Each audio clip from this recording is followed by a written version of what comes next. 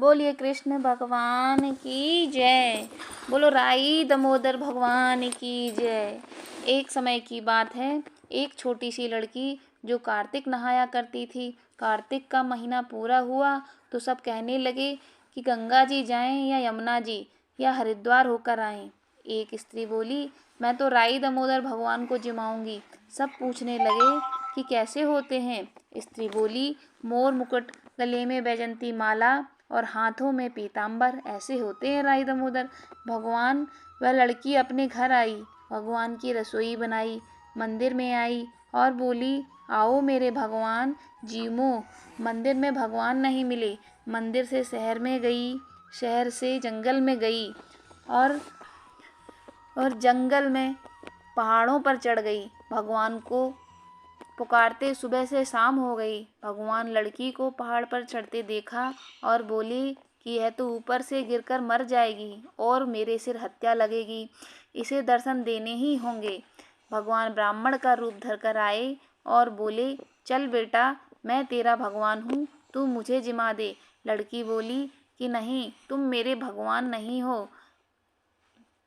ब्राह्मण बोला कि तेरे भगवान कैसे हैं? उसने कहा, मेरे भगवान तो मोर मुकुट वाले, गले में बैजंती माला पहने हुए और हाथ में पीताम्बर लिए हुए हैं। ब्राह्मण बोला, अच्छा ऐसे हैं तेरे भगवान? हाँ, ऐसे हैं मेरे भगवान। अब भगवान ने लड़की के सामने अपना चतुर्भुज रूप दिखाया।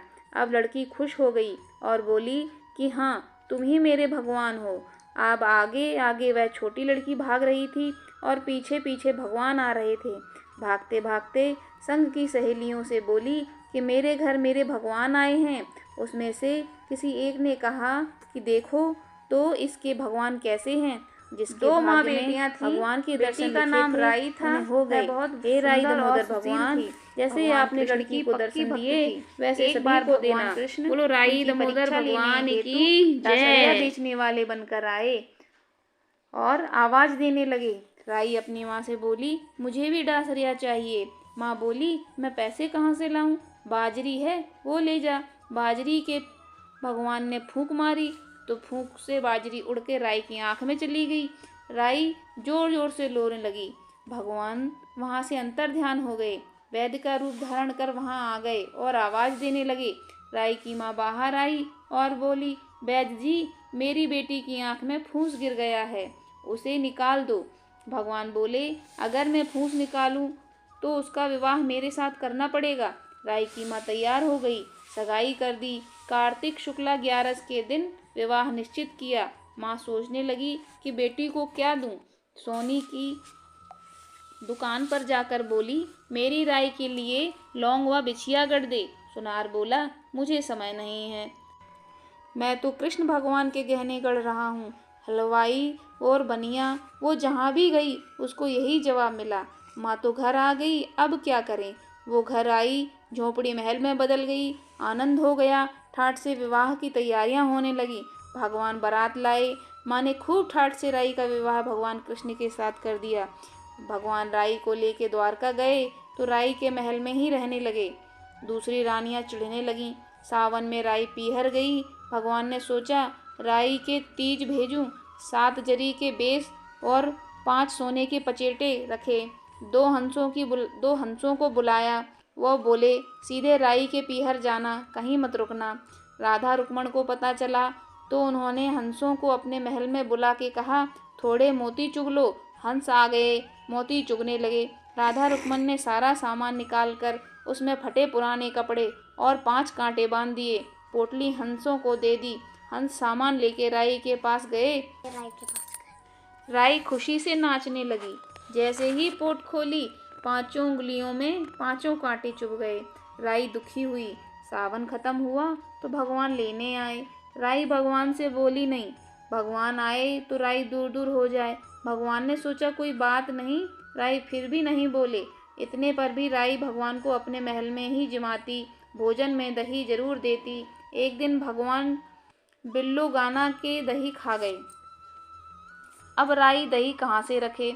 भगवान गुजरी बनकर दही बेचने गए। राई नीचे जाकर बोली, थोड़ा दही दे दो। गुजरी रूपी भगवान बोले, राई तुम उदास क्यों हो?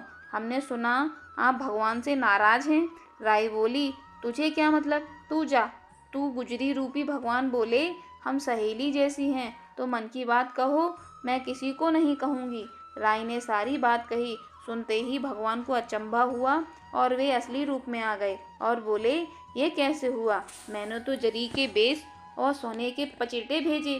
भगवान ने हंसों को बुलाकर पूछा, तो तुम कहीं रुके तो नहीं? हंस बोले, राधा रुक्मण के महल में रुके और कहीं नहीं रुके।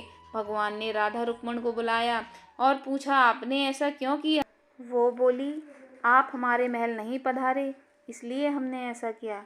भगवान बोले, आप हमको प्रेम से बुलाती तो हम जरूर आते।